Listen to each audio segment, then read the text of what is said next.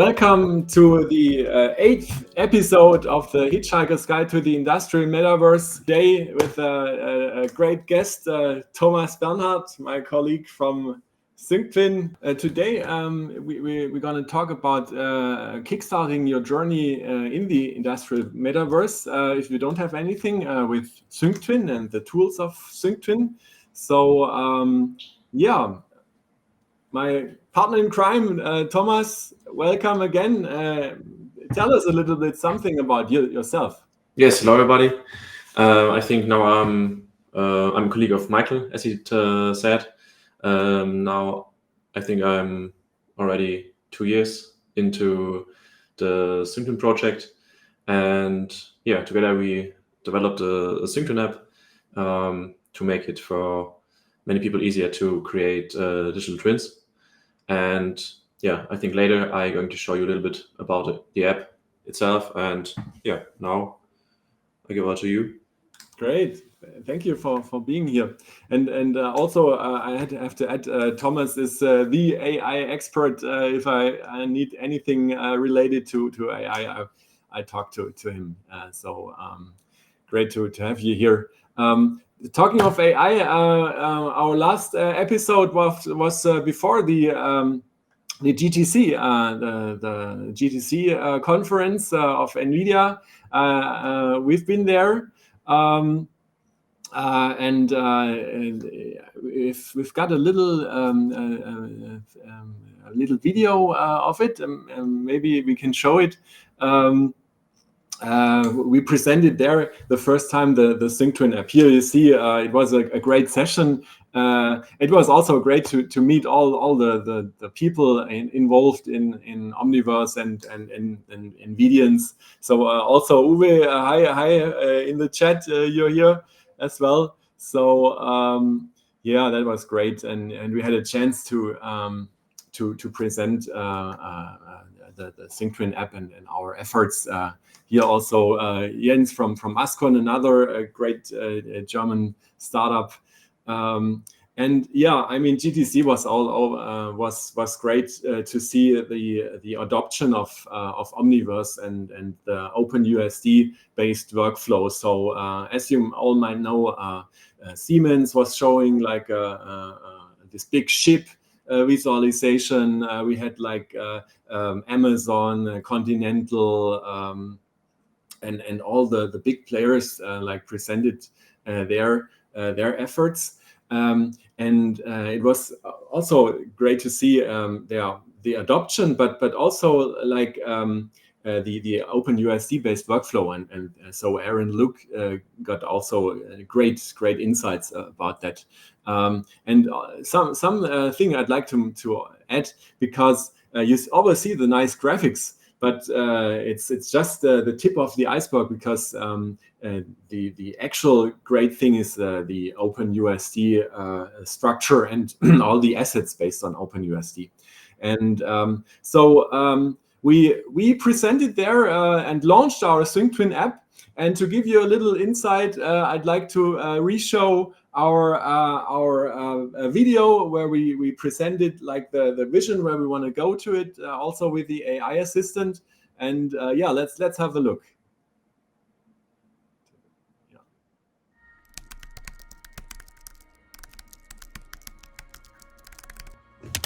Hi, I'm Lucy, your digital twin AI companion. The SyncTwin app, powered by NVIDIA Omniverse and OpenUSD, is your key to next-level digital twins like that one. Simply drag and drop your PowerPoint floor plan and Excel data into the app and see how your factory evolves. Need something specific? Just ask.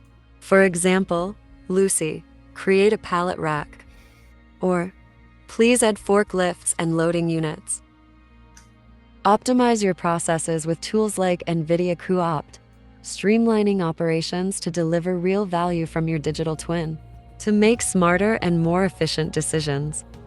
Or dive into VR and become one with your factory, to understand and engage with your operations on a whole new level. Do you like to know more about what I can do for you?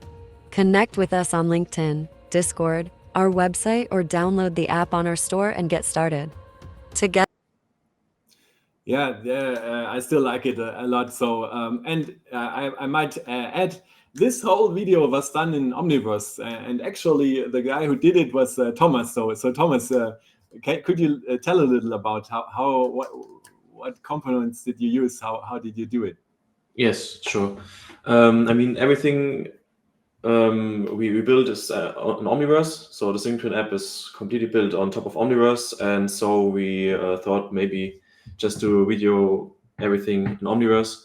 And for example, Lucy, the eye companion, which I created, was done in Omniverse audio to face. So it's basically a program where you can convert MP3 to movement of a face. And yeah, the whole creation process of the digital twin was some stuff with the app itself to create some networks, for example, or the animations where the what's falling down is just some timelines and event keys when something should come down, and also the camera movement was automated. And yeah, at the end, I also put a VR headset on my head and jump into it, and yeah, made a screen record for that. And so we were able to create this video for our vision, and basically everything was done in NVIDIA Omniverse. So yeah. Super cool, yeah. And this, I think, in the QR part with this network, these glow effects, that's basically some post processing, right? Yes, it's some post processing. You can, I think it was some bloom and some fog, and then it looks like this glowing effect. Yeah, it's everything in Omniverse, so that's pretty cool, I'd say. But today we talk about SyncTwin and the SyncTwin app, and so we thought we show you a little how you actually use it and get started, because as I said, as we've seen the big players in GTC, I mean they have their whole IT department for digital twins and put it all together. But what does a supplier or some smaller enterprise do? How to start if I don't have anything, right? And so this is why we created the SyncTwin app, where you just start with a PowerPoint and some Excel files. And Thomas we show now how we actually do it. Yeah, and I'd like to have Thomas share his screen. Yeah. Perfect. Yes, sure. So as Michael said, the idea was that we use PowerPoint and Excel to create digital twin because everybody has it and everybody uses it. So I was thinking of just making a super simple example like this one, where you can see the floor plan in the background, and where you have the pallet rack generated with our pallet rack generator, adding some forklifts as 3D models, and some loading units and transport networks. So the idea is that we have different scenarios, and you have to put the files inside. And now I'm going to show you how a PowerPoint could look like. So that what we just have seen was the SyncTwin app. It's an Omniverse kit extension, so you can just download it from our web store and add it to your Omniverse Create, for example. Yes. Yeah. Now here in this PowerPoint, all you have to do is basically use your floor plan, which is PNG or PDF, load it into PowerPoint, and then draw some forms on top of it, what we can understand in our software. So it's a mixture of using forms and giving some commands down there. And with at SyncTwin, you tell software, okay, now we want to communicate with our SyncTwin app. And yes, for example, if you put this floor plan in the background and at the stations, these different stations are added into the scene.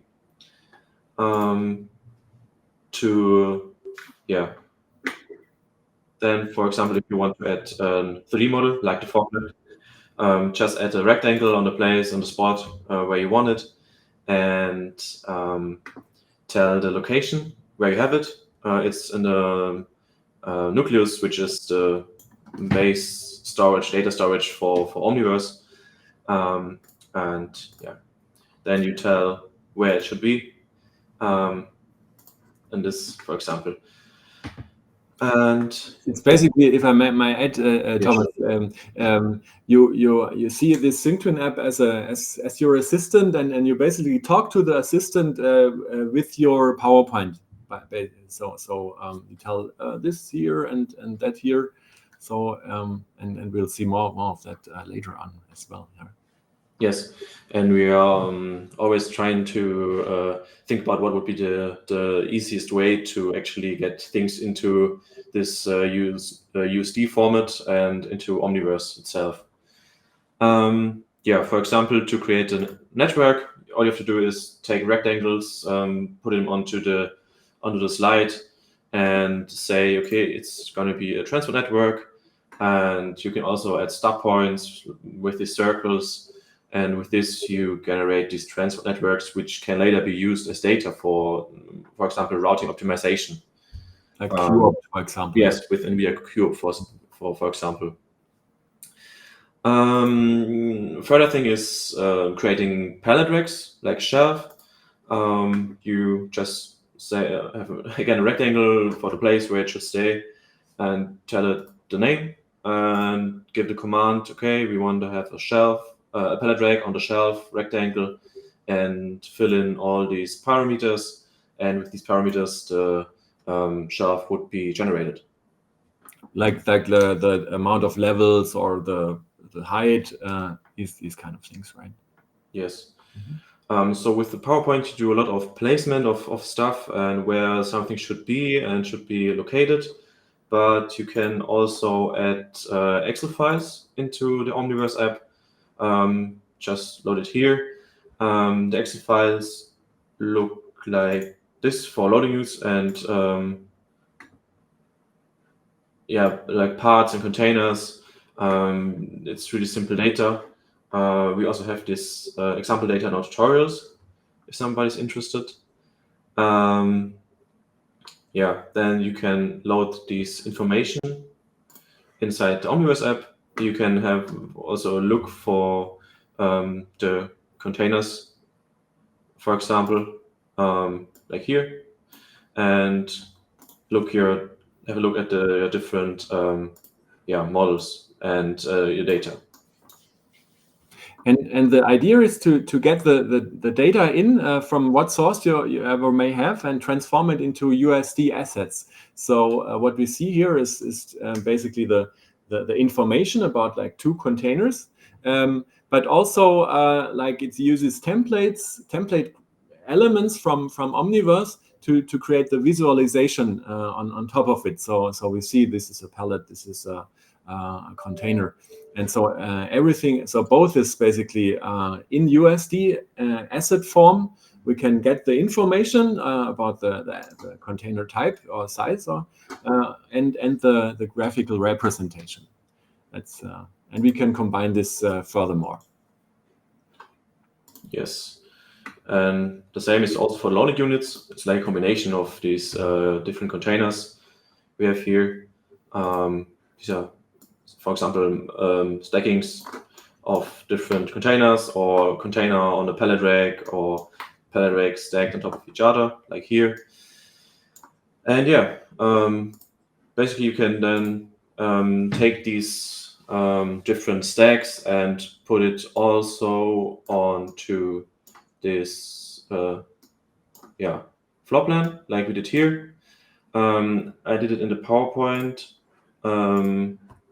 On the slide, I tell him I have this row and say there's a buffer, and I gave him the location for the created matrix stack, and tell him how many rows there should be.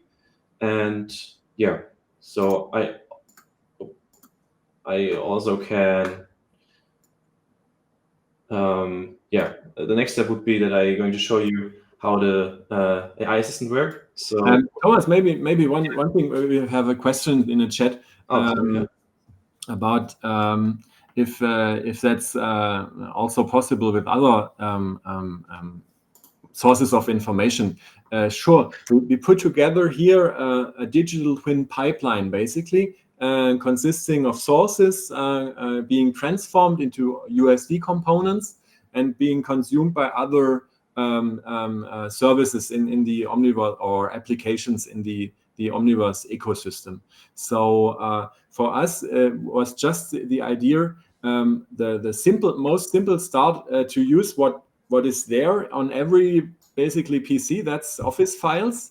But also you have seen there are different domains. Topology, as you have asked, Amar, is basically just one element, and this you can pull it from somewhere else as well if you have a system database or whatever. And as soon as you have created an OpenUSD component with the respective metadata, I'll show in my part, then you can use it. So this is just to get started and to really, like, if you have nothing, you probably have an Excel and a PowerPoint or a Visio file. We also use, and Thomas, and yeah. So yeah, the next thing what I would like to show you is the SyncTwin AI assistant. So we thought of it would be a good idea to also use AI to make it even more simple to create digital twins, or talk to a digital twin, for example, for some analytic stuff.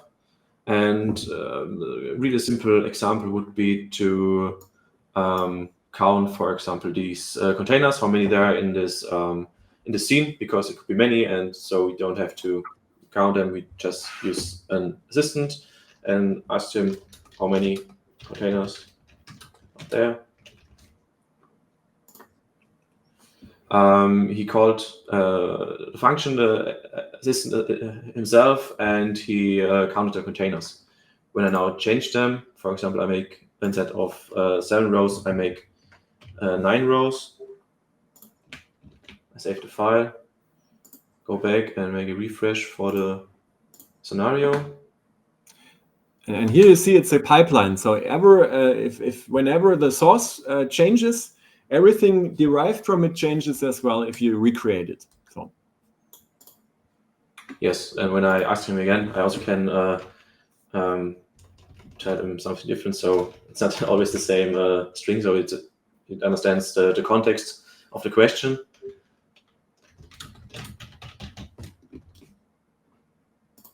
Then it's going to tell you that there are now 36 containers in the scene. And this is possible because we not only have the graphical representation, but also the semantics. So a container knows it's a container, and the AI by traversing the scene can basically look for the right elements. And this is so this is an enabler for future AI assistants as well. So yeah. Thank you, Thomas. Yeah, sure.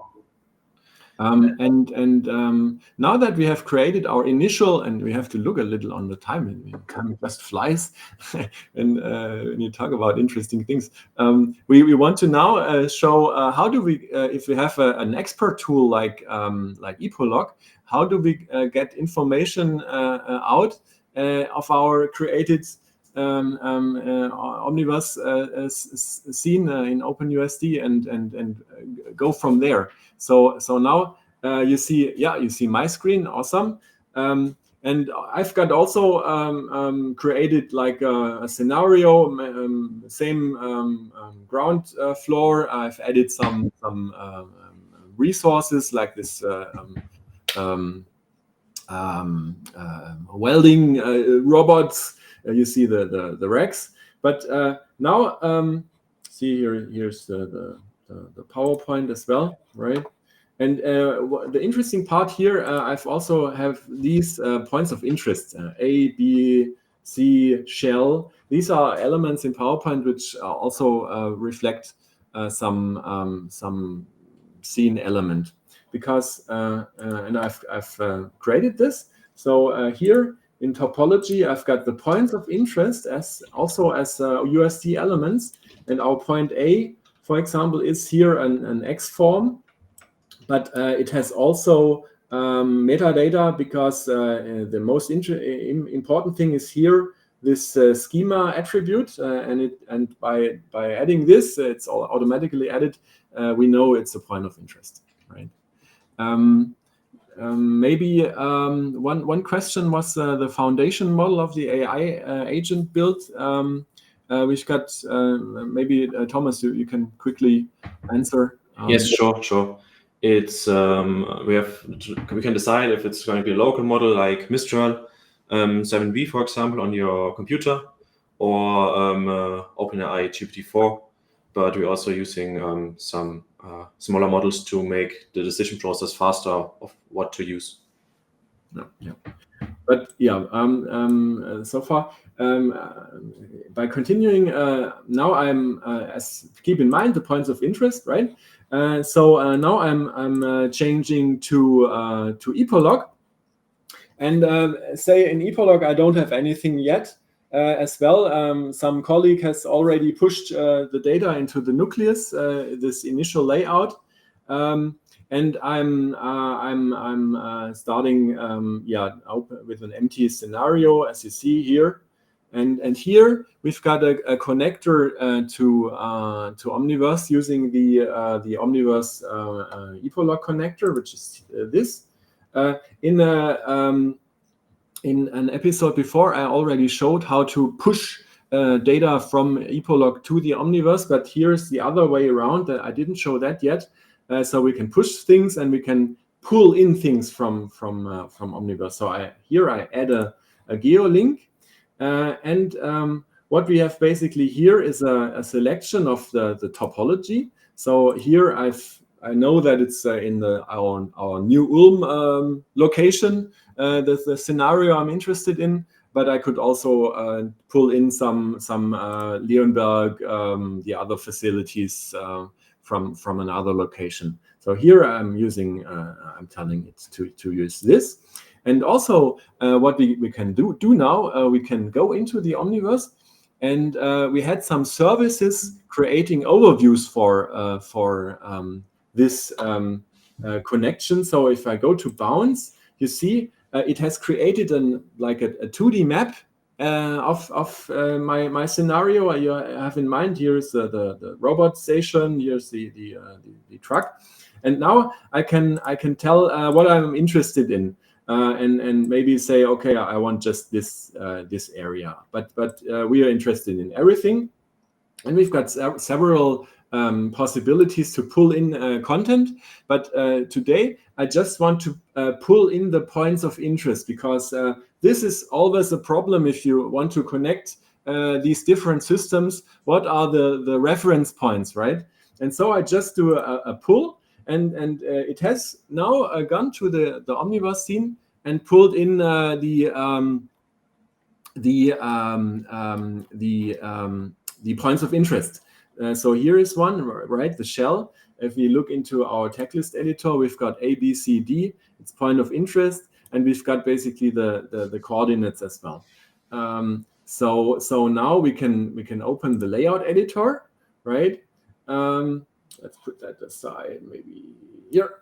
And as you see, I do a view all. I've got my points of interest here ready to be used, right? And so I'm adding a new area, like a material area, my material, whatever, right? So create, and let's put it here. And so now I know, yeah, it's basically at this point of interest C. Let's maybe use move it as well and dock it here maybe. Yeah. So and now I've done my initial area planning, right, in ePolog. So I can now use the publish link to push it back, and so I just have to tell again which zone. It's Neu-Ulm, right? So and for this I have several other possibilities to push it into a certain time frame or something, a certain variant. I don't go into that in deep, but we see we've got one area. We push it, right? So and now we pushed our area back into Omniverse. So we see here basically the areas and our points of interest. So let's go back to our scenario. And here is a great thing of OpenUSD, the layering. You know, we can add now our ePolog layer, and this can be done like automatically, or it depends a little on your environment. So, but this is the USD file we have created with our Omniverse connector. And if I add this as a layer, it's basically put on top of the other things, right? And what we see here, we've got our ePolog area from the publish link, and it's basically my material area with the. So you see, it's basically from my example because it has the same error as well. And so this shows basically this whole loop of interaction between like an expert tool and like the other things on NVIDIA Omniverse. And yeah, this is basically what I wanted to show you guys. Maybe to wrap it up, Thomas. Can we show the? Yeah, there we go. Yeah, that's it.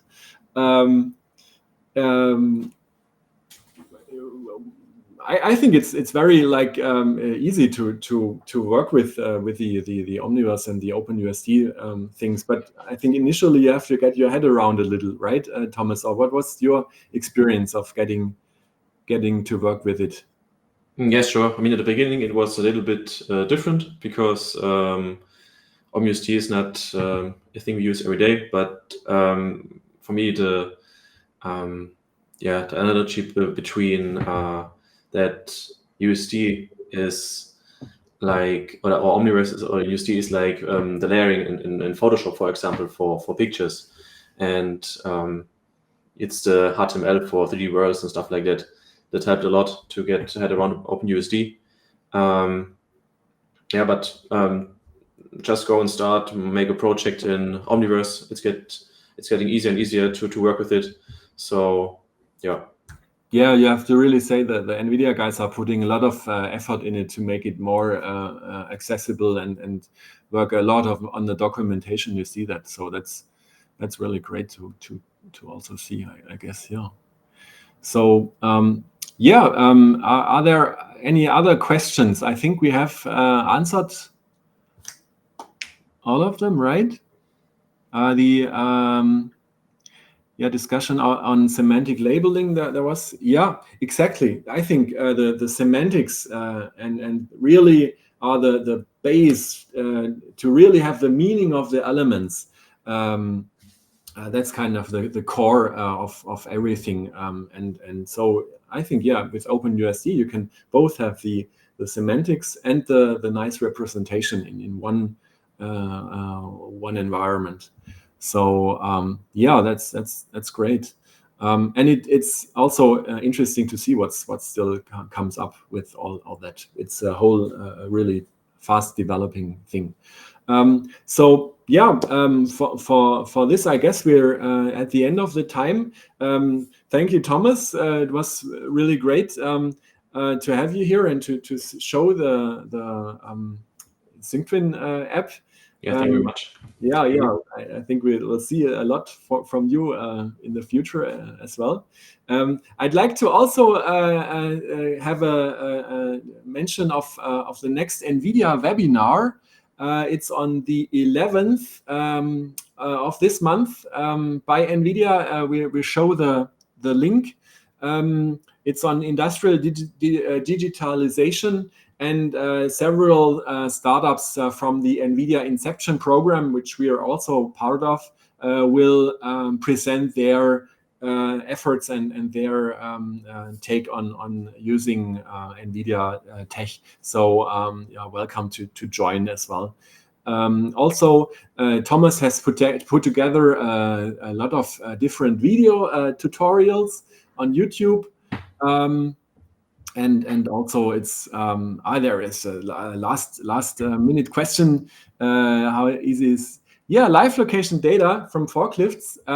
That's the nice thing of using this layering approach in OpenUSD, because once you have created the like for example your fleet of forklifts, it's in this USD tree basically, and you add this live layer on top of it. So you get basically the position of the forklift from the live layer, and it overrides basically the position it had from a static environment. So it's fairly easy if your address is, or if your structure is right, I'd say. Yeah. So any other last second questions? I guess not. So I'd also, as always, like to thank Bea and all our colleagues of Epolog and SyncTwin for helping out and making this possible. Really nice. See you at the next webinar then. And have a good day. Thank you, Thomas, again.